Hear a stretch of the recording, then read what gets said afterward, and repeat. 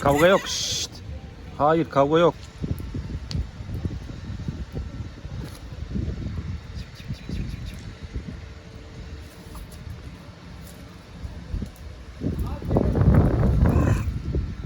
Nasılsın şeker bugün?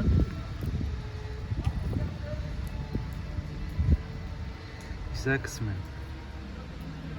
Oh. Çip çip çip çip çip. Şeker. Şeker.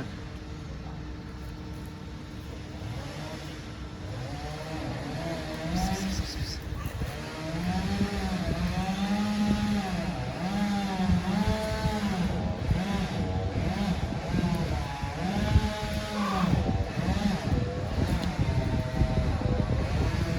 Gel kızım. Gel.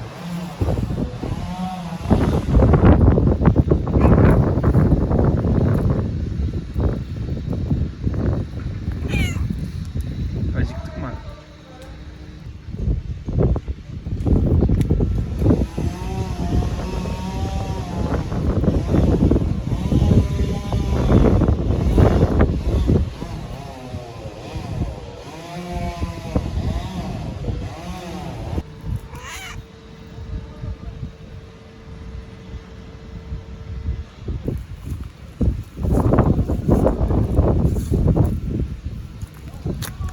Gel. Sen de mi acıktın? Sen de mi acıktın?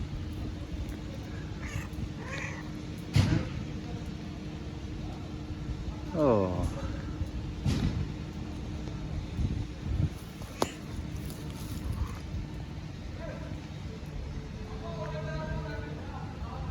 Islandınız mı siz?